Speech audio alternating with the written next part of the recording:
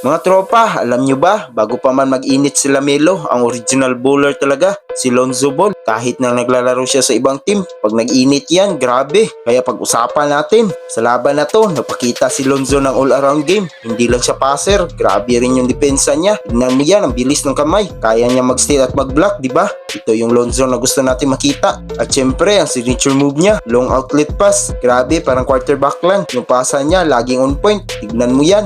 Yung teammate niya di na nahirapan, diretso sa easy 2 points. Yan ang vision ni Lonzo. Pero teka, ito ang nagpainit sa crowd. Tumaas ang shooting percentage ni Lonzo nito mga huling season. Yung dati niyang awkward shot, ngayon parang killer shot na. Pasok na naman ang lamig ng kamay. Hindi lang siya nakatayo sa labas, pumapasok din.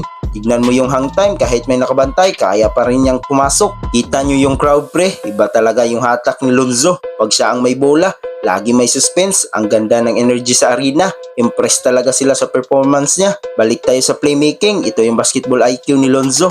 Alam niya kung saan pupunta yung depensa, kaya nauunahan niya, isa na namang assist, grabe. Tingnan mo to, pass fake, akala ng depensa siya na ang titira, pero biglang pasa, na-discombulate yung kalaban, ganyan yan, misdirection. Yun mga idol, si Lonzo Ball, nagpakita ng solid performance na all around. Shooting, playmaking at defense, lahat yan present, kaya hindi nakapagtataka na impress ang lahat. Kaya sa tingin nyo mga pre, anong level na ba si Lonzo Ball? Kaya niya na ba talaga makipagsabayan sa mga elite point guard ng liga? Comment down below kung nag-enjoy ka sa kwentuhan. I-like at subscribe na, solid ang usapan natin.